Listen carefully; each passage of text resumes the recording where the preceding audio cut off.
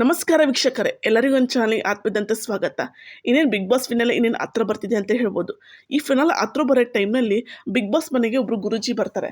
ಆ ಗುರೂಜಿ ಮೋಕ್ಷದವ್ರಿಗೆ ಹೇಳ್ತಾರೆ, ಅಪ್ಪನಿಂದನೇ ಮಾತ್ರ ನನಗೆ ಸಿಕ್ಕಿದ್ದು, ಮಕ್ಕಳ ಕಳ್ಳಿ ಆರೋಪ ಬಗ್ಗೆ ಮತ್ತೆ ಮೋಕ್ಷದವರಿಗೆ ಪರೋಕ್ಷವಾಗಿ ಹೇಳಿದ್ರ ಗುರೂಜಿಯವರು ಅನ್ನೋದು ಎಲ್ಲ ಕಡೆ ಪೋಸ್ಟ್ ತುಂಬಾನೇ ವೈರಲ್ ಆಗ್ತಿದೆ.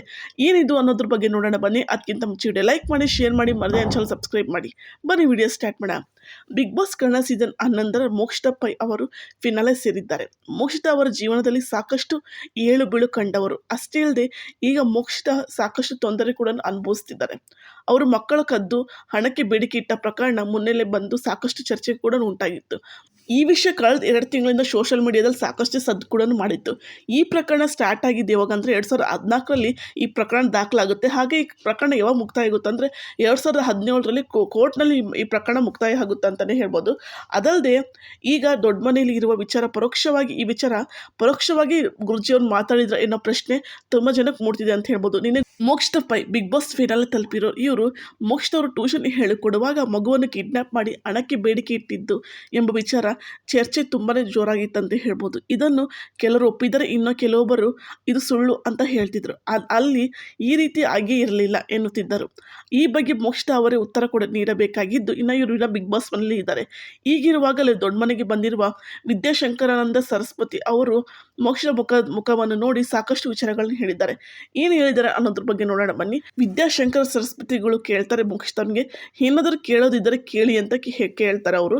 ಅದಕ್ಕೆ ಮೋಕ್ಷಿತರು ಹೇಳ್ತಾರೆ, ಕೇಳೋಕೆ ಏನು ಇಲ್ಲ ಅಂತ ಹೇಳ್ತಾರೆ. ಅದಕ್ಕೆ ನಿನಗೆ ವಿದ್ಯಾಶಂಕರ್ ಸರಸ್ವತಿಗಳು ಹೇಳ್ತಾರೆ, ನೋವು, ಅಪ್ಪನಿಂದನೇ ಅವಮಾನ ಇದೆಲ್ಲ ನಿನಗೆ ಇಷ್ಟು ದಿನ ಸಿಕ್ಕಿದೆ ಎಂದು ಮೋಕ್ಷಿತಾಗೆ ಗುರುಜಿಗಳು ಹೇಳ್ತಾರೆ.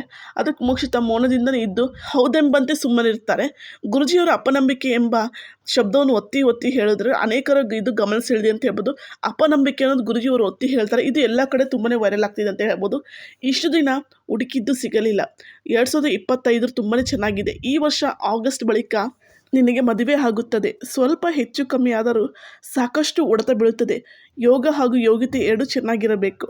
ಇದನ್ನು ಅರ್ಥ ಮಾಡಿಕೊಳ್ಳಬೇಕಿದೆ. ಕೆರಿಯರ್ ಚೆನ್ನಾಗಿ ಆಗುತ್ತದೆ ಎಂದು ವಿದ್ಯಾಶಂಕರಾನಂದ ಸರಸ್ವತಿಗಳು ಮೋಕ್ಷಿತರು ಹೇಳಿದ್ದಾರೆ.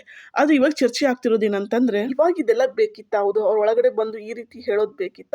ಅಪನಿಂದನೆಗಳು ಸಾಕಷ್ಟು ಆಗಿದೆ ಅನ್ನೋದ್ರ ಅದೆಲ್ಲ ಬೇಕಾಗಿತ್ತ ಅಂತಲೇ ಹೇಳ್ಬೋದು ಅಂತ ಮೋಕ್ಷಿತಾ ಫ್ಯಾನ್ಸ್ ಆಗಿರ್ಬೋದು ತುಂಬ ಜನ ಕೇಳ್ತಿದ್ದಾರೆ ಅಂತಲೇ ಹೇಳ್ಬೋದು. ಇನ್ನೇನು ಬಿಗ್ ಬಾಸ್ ಆಟ ಇನ್ನೇನು ಕೊನೆಗೊಳ್ತಿದೆ. ಅದಲ್ಲೇ ಮೋಕ್ಷರು ತಪ್ಪು ಮಾಡಿದ್ರು ಬಿಟ್ಟರು ಅದು ಸೆಕೆಂಡ್ರಿ, ಅದು ಗೊತ್ತಿಲ್ಲ, ಯಾರೇ ಕಣ್ಣು ಕನ್ಫರ್ಮ್ ಇಲ್ಲ. ಅವ್ರು ಬಂದೇ ಕನ್ಫರ್ಮೇಷನ್ ಕೊಡಬೇಕು. ಅಪನಂಬಿಕೆ ಎಂಬ ಪದವನ್ನು ಒತ್ತಿ ಹೇಳಿದ್ದಾರೆ ಗುರೂಜಿಯವರು. ಇದ್ರ ಬಗ್ಗೆ ಮೋಕ್ಷಿತವ್ರ ಫ್ಯಾನ್ಸ್ ಆಗಿರ್ಬೋದು, ಇನ್ನೊತ್ತರ ಆಗಿರ್ಬೋದು ಅಸಮಾಧಾನ ವ್ಯಕ್ತಪಡಿಸಿದ್ರು ಅಂತ ಹೇಳ್ಬೋದು. ಅದಲ್ಲದೆ ಮೋಕ್ಷಿತವರು ಬಿಗ್ ಬಾಸ್ ನಾನು ಗೆಲ್ಲಬೇಕು ಅನ್ನೋ ಆಸೆಯಲ್ಲಿದ್ದಾರೆ. ಅದ್ರಲ್ಲಿ ಈ ರೀತಿ ಬಂದು ಹೇಳಿದ್ದು ತುಂಬಾ ತಪ್ಪು ಅಂತ ಹೇಳ್ತಿದ್ರು ಅಂತ ಹೇಳ್ಬೋದು. ಈ ಟೈಮಲ್ಲಿ ಇದು ಬೇಡವಿತ್ತು ಅಂತ ಹೇಳಿ ತುಂಬ ಜನ ಹೇಳ್ತಿದ್ದಾರೆ. ಒಂದು ಕಡೆ ಪಾಸಿಟಿವ್ ರೆಸ್ಪಾನ್ಸ್ ಬಂದರೆ ಒಂಥರ ನೆಗೆಟಿವ್ ರೆಸ್ಪಾನ್ಸ್ ಬರ್ತಿದೆ. ಇದ್ರ ಬಗ್ಗೆ ನಿಮಗೆ ಅನಿಸುತ್ತೆ? ಗುರೂಜಿ ಹಾಗೂ ಮೋಕ್ಷಿತಾ ಈ ಕಾನ್ವರ್ಸೇಷನ್ ಬಗ್ಗೆ ನಿಮಗೆ ಅನಿಸುತ್ತೆ ಕಮೆಂಟ್ ಮಾಡಿ. ವಿಡಿಯೋ ಲೈಕ್ ಮಾಡಿ, ಶೇರ್ ಮಾಡಿ, ಮರದೇ ಚಾನಲ್ ಸಬ್ಸ್ಕ್ರೈಬ್ ಮಾಡಿ. ಇನ್ನಷ್ಟು ಅಪ್ಡೇಟ್ಗಳಿಗಾಗಿ ಬಾಯ್.